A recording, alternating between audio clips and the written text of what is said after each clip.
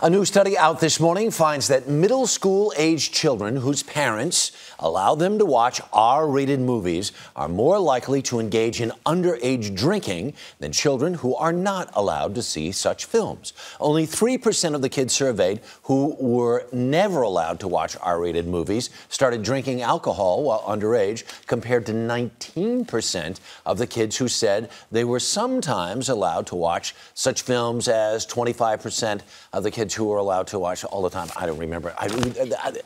Enough. Parenting expert Cooper Lawrence is here with the details. Good morning. How are you? So let's get this straight.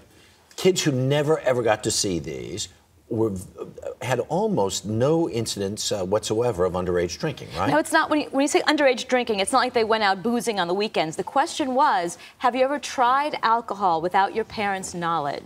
So even one time trying counted. So that counted. Yeah, so that counted. We're not talking about abusiveness. No, we're just talking about these kids are 10 to 14 years old that they interviewed. So I don't think the 10-year-olds are going out and boozing on the weekends. But if a 10-year-old is trying alcohol, that's what's important about this study. Okay, all right. And what about individual personalities? Does that come into play here at all? Absolutely, it does. And the study found that kids that were high sensation-seeking kids, more risk-taking kids, were more likely to drink anyway.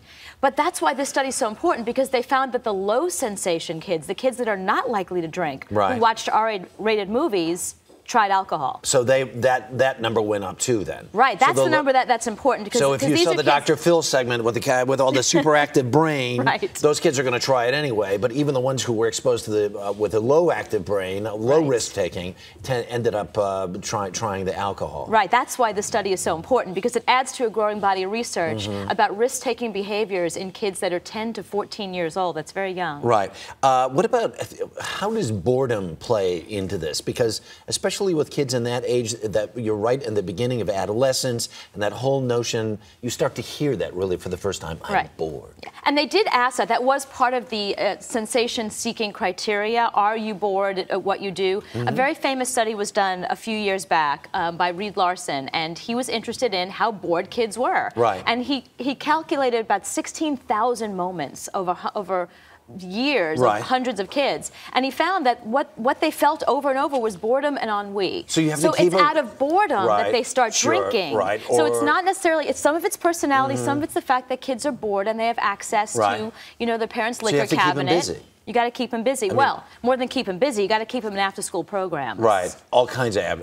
They have to do stuff after school. Right, absolutely. Whether it's sports, whether it's, but just hanging out with other kids. Kids get into trouble after school. 3 p.m. to 7 p.m. are the peak hours where these things tend to happen. So they better be taking piano lessons or playing sports or doing something. Right. And if you don't have money to do that, there's after-school programs that are free in your area. So that's important as well. Cooper Lawrence, thank you very much. Thank you. Do appreciate it. Now here's Maggie.